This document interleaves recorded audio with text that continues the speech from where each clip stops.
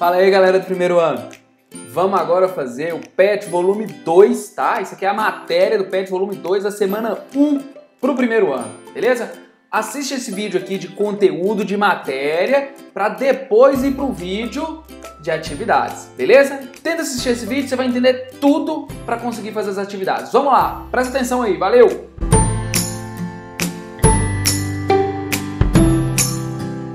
Pronto, galera, agora vou explicar a vocês a semana 1 aqui, vamos lá. Dando continuidade, né, você já assistiu o volume 1 do PET, agora vamos assistir o volume 2 aqui de conteúdo. Tenho certeza que você vai entender tudo.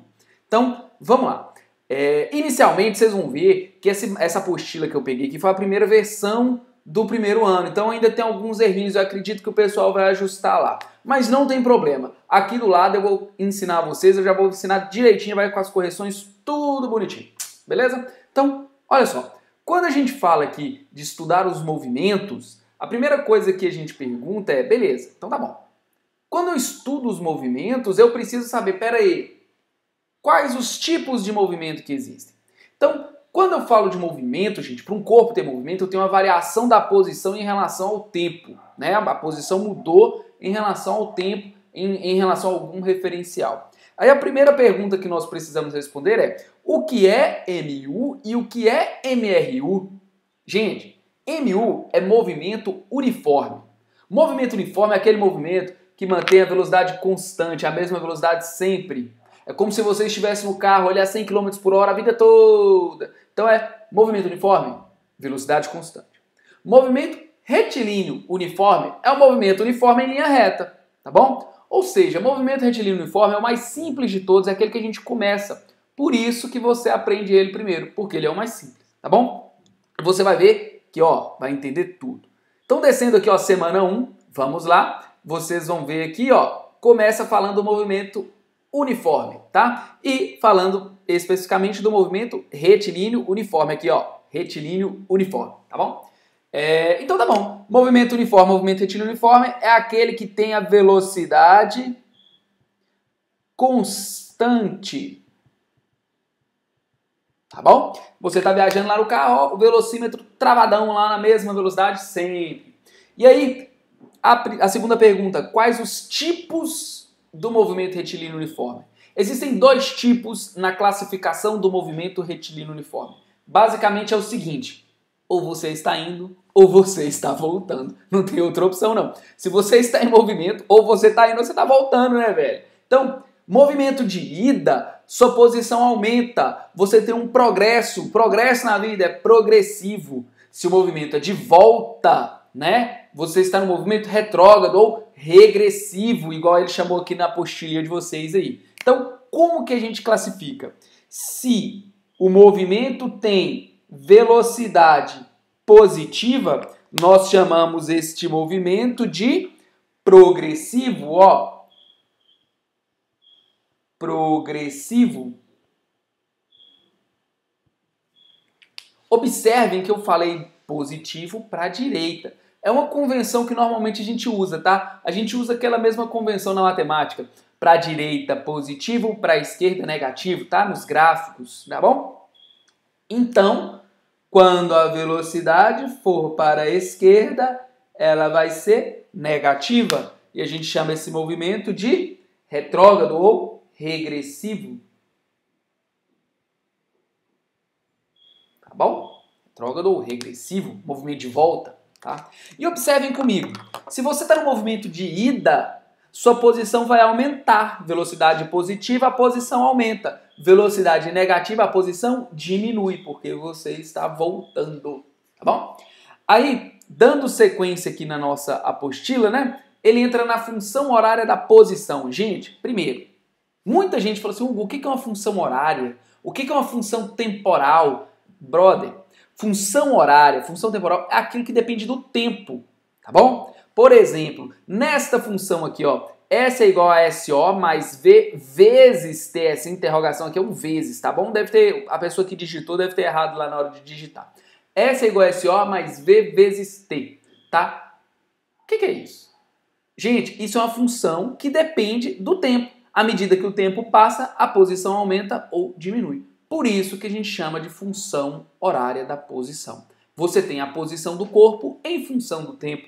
E aí, olha só, posição é igual a posição inicial mais velocidade vezes o tempo, tá bom? Mais velocidade vezes o tempo. Gente, a explicação de movimento uniforme, eu fiz ele aqui no canal, tem ele, uma playlist completa que eu falo bem detalhadinho. Então, se eu estiver muito rápido aqui, se a apostila estiver muito enxuta, assiste lá na playlist, vou colocar aqui o cardzinho aqui para você, e aí, ó, você vai conseguir entender tudo bem detalhado, tá? Mas se eu estiver num ritmo legal aqui, se estiver conseguindo entender, acompanha aqui mesmo, vambora. Olha só, posição final é igual à posição inicial, mais a velocidade vezes o tempo. Hugo do céu, que fórmula é essa? Pera aí. Presta atenção nesse exemplo aqui. Eu sempre dou esse exemplo, a galera adora. O que é isso? Imagina que você tem R$5 na mão e eu te dou R$1 por segundo. R$5 na mão e eu te dou R$1 por segundo.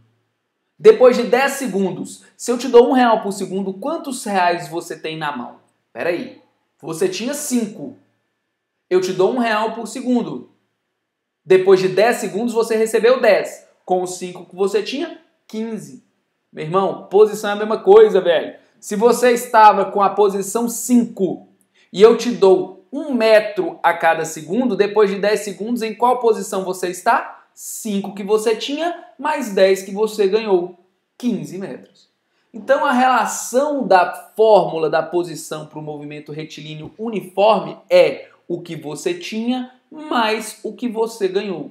Obviamente, se a velocidade for negativa, é o que você tinha menos o que você ganhou. Tá bom? Então, olha esse exemplinho aqui, ó. Imaginem que esse ali é o Hugo lá, ó. Ó o Hugo de bracinhos para cima, num campo de futebol. Se eu chamei o meio do campo de futebol como 0 metros, para a direita, se o Hugo sai correndo para a direita, a velocidade é positiva. Se o Hugo sai correndo para a esquerda, a velocidade é negativa. Entendem o raciocínio? É isso que nós estamos estudando, é esse tipo de movimento, tá bom? E aí como que ficam os gráficos desses movimentos? Gente, novamente, assiste esse material que eu fiz lá detalhado sobre gráfico, você vai gostar. Gráfico, gente, é uma representação. Gráfico é uma representação, tá? De uma informação. E aí, neste caso, eu dou a posição do corpo em função do tempo. Então, olha aqui na apostila de vocês. A velocidade positiva, olha aqui para baixo aqui, ó. A posição aumenta. A velocidade negativa, a posição diminui. Tá bom? Foi o que eu fiz aqui, ó. Velocidade positiva, ó, vou fazer aqui de verdinho. Velocidade positiva, velocidade negativa. Tá? Observem que eu desenhei aqui embaixo um gráfico da velocidade, ó. Neste caso aqui a velocidade foi positiva, ó, positiva. Neste caso aqui a velocidade foi negativa. Entretanto, observem que o gráfico da velocidade ele foi uma constante. Uma constante, foi sempre o mesmo. Foi sempre o mesmo, tá bom? Movimento progressivo, movimento regressivo. Movimento de ida, movimento de volta. Se você não entendeu, ó, são dois movimentos separados. Isso aqui é um movimento A e isso aqui é um movimento B. Que movimento A que é esse, Hugo? É esse aqui, velho. Que movimento B que é esse, Hugo? É esse aqui, velho, ó. Tá bom? Esse aqui é um movimento de volta e esse aqui é um movimento de ida, tá?